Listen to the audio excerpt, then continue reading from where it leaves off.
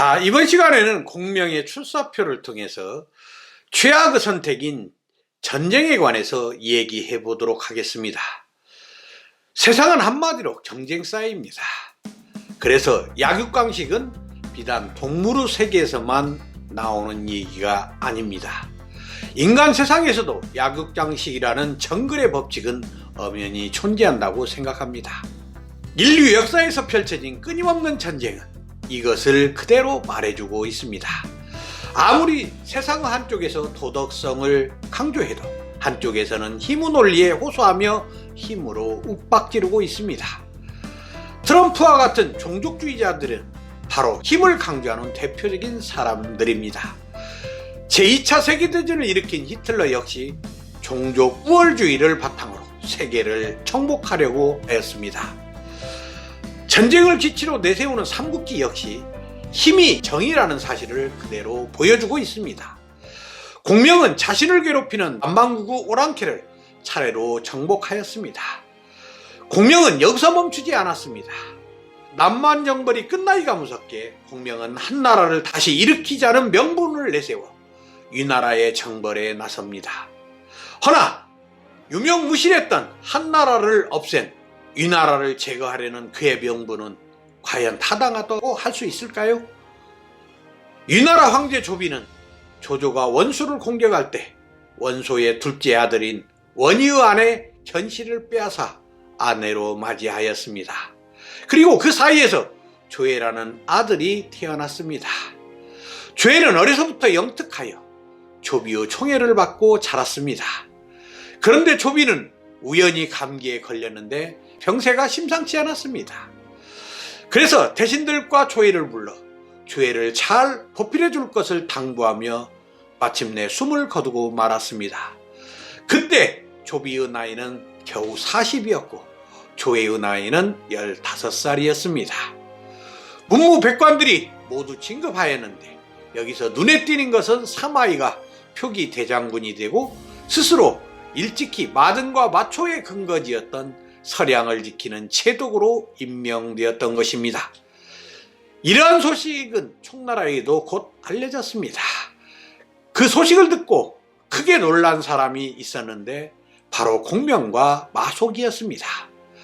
마속은 공명을 찾아와 사마이가 국경 가까이 병마 제독으로 부임한다면 큰 위협이 되므로 그를 제거하지 않으면 나라가 위태롭게 된다고 하였습니다. 그러자 공명은 자신이 먼저 사마이를 치면 된다고 말했습니다. 허나 마속은 남만 정벌을 하고 온 지가 얼마 되지 않으니 군대를 쓰지 않고 사마이를 조회의 손에 죽게 하는 것이 좋다고 말하였습니다. 즉 사마이가 스스로 자완하여 서량 태수가 되었으므로 사마이가 모반하기 위해 그렇게 했다고 악소문을 퍼뜨린다면 조회는 반드시 사마이를 죽이거나 아니면 서량 태수짜리라도 빼앗을 것이라는 것이었습니다.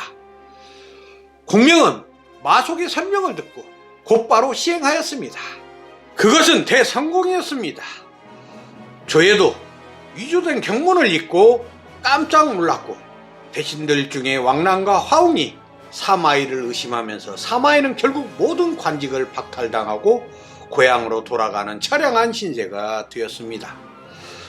공명은 사마이가 벼슬에서 물러났다는 소식을 듣고 유선에게 상소문을 올렸습니다. 바로 출사표입니다. 그는 지금이야말로 북벌을 단행하여 중원을 투모해야 할 중요한 때라고 보고 중원을 정복해야 한다고 강력하게 주장하였습니다. 허나 유선은 반대하였습니다. 남방을 평정한 지 채 1년도 되지 않았는데 다시 전쟁을 한다는 것은 공명을 위해서도 나라를 위해서도 결코 좋지 않다는 것이었습니다. 이것은 단순히 유선의 기우에 그치지 않고 출사표를 던진 공명의 북발단행은 총나라 전체를 불안하게 하였습니다. 계속되어 온 남만 정벌 때문에 국고가 텅 비어 있었으므로 위와 오에 대적하기에는 힘이 모자랐기 때문이었습니다. 그리고 위, 촉, 오의 호적을 비교해 볼 때도 촉은 위나라의 3분의 1이고 오나라의 반절밖에 되지 않았습니다. 더욱이 상비군 숫자에 있어서는 위와 오에 비할 바가 되지 않았던 것입니다. 허나 공명은 이런 반대에도 불구하고 충분한 승산이 있다는 것을 밝히고 30만 대군을 이끌고 마침내 출사를 강행하였습니다. 공명은 자신이 없으면 촉은 결코 없을 것이라고 생각하고 목숨이 살아있는 날까지 유비의 유조를 받들어 한나라를 부흥하겠다는 일념뿐이었습니다.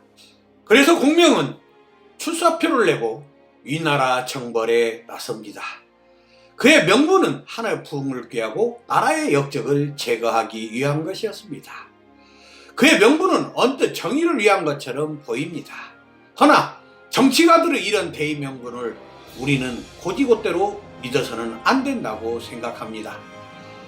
동양의 전략가 오자나 서양의 클라우제비치는 전쟁에는 반드시 이해관계가 깔려있다고 말을 합니다.